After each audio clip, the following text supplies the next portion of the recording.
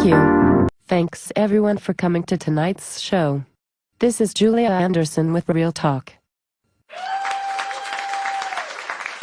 Tonight's discussion is the 6th part of an 8-part series about the open secret of spousal abuse in the lesbian and gay community. Sitting in our chair tonight is Dr. Alexandra Porter.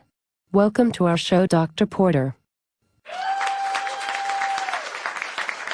Thank you for inviting me to the show. Tell us a little about yourself. I have a master's degree in psychology with an emphasis in marriage and family counseling. My specialty is the lesbian and gay community. The series will give an overview of what is domestic violence, the first signs of abuse, 2 couples speaking on their lives being in an abusive relationship, signs of abuse for friends and family, the law, resources to get help, and a wrap-up of the series. Thus far we have identified what abuse is, signs of abuse. We've seen 2 couples who were in abusive relationships, and we have given signs that friends and family can look for. Now we are going to give resources to get help if someone is in an abusive relationship. I want to state this first. There is a lot of shame involved in being in an abusive relationship. And helping someone or being strong enough to get past that shame is the first step in getting out of an abusive relationship. Can you explain that further, Dr. Porter? Since homophobia still exists, instead of this being opposites, a situation of abuse, some people will try and say that being in a lesbian or gay relationship is the problem. Please continue, Dr. Porter. So it is imperative that you find someone who is supportive or at least understands that abuse is abuse regardless of what kind of relationship it is. Tell someone you can trust. That is a great point, Doc. First thing is that there is no need to announce that you are leaving. Hopefully you would have already stated that you don't like how you are being treated. And when the abuse continues, you aren't under any obligation to say, "I'm leaving." I understand, I think. But before you do so, make an exit plan.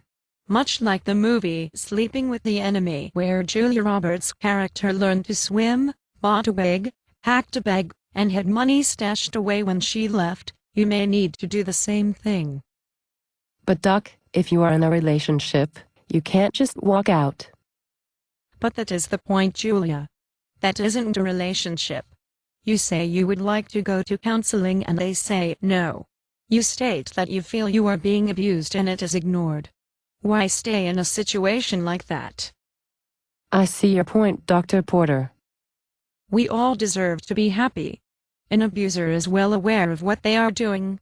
And by refusing to get help or change their behavior, they are letting you know they feel nothing is wrong.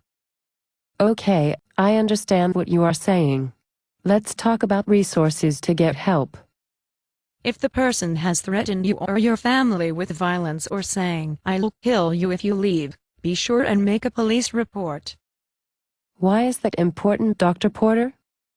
Because you want to leave a paper trail so if necessary, a restraining order can be granted. If police have been called in the past, that is more evidence of abuse and helps your case to getting an RO. A restraining order is just a piece of paper. It won't stop someone from continuing to try and physically abusing someone. That is correct, Julia. But in some cases, a restraining order can be a wake-up call and get them to leave you alone. So the first thing you need to do is call the police. What is the next thing a person should do to get out of an abusive relationship? Physical distance is a must. Once the decision is made to get out of an abusive relationship, one party must leave, period. But Doc, that isn't always possible. True, Julia. But in most cases, someone can stay with a friend or family member. Again, this is where the exit plan comes in. Are there any other steps needed to get out of an abusive relationship, Dr. Porter? You must get help. And by help, I mean you must get in contact with a therapist or attend a support group. You need to take the time to find out what is it about you that attracted this person. For anyone seeking help, I would suggest contacting the National Domestic Violence Hotline at 1-800-799-7233. They are trained to help lesbians and gays too. Depending on where you live, you should check out ARDVRC, which is the Abuse, Rape and Domestic Violence Aid and Resource Collection. They have a section where you can click on your state and find local resources to get help. I want to add this. If you feel your phone or internet activity is being monitored, you can use the computers at the library. Or use the phone. That is a very important point, Julia. Or use a friend or family member's computer or phone. For lesbians and gays, contact the LGBT National Help Center at 1-800-246-7743. Also contact the site, glbtnearme.org, and type in your zip code, the miles you can travel, and enter the category you are seeking help for. GLBT Near Me also has a teen hotline.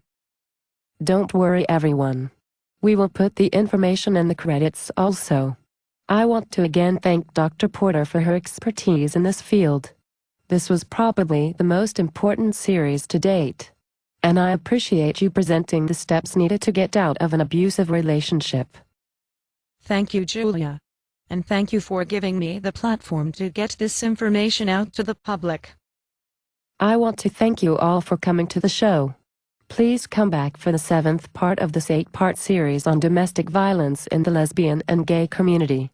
This is Julia Anderson with Real Talk. Bye-bye.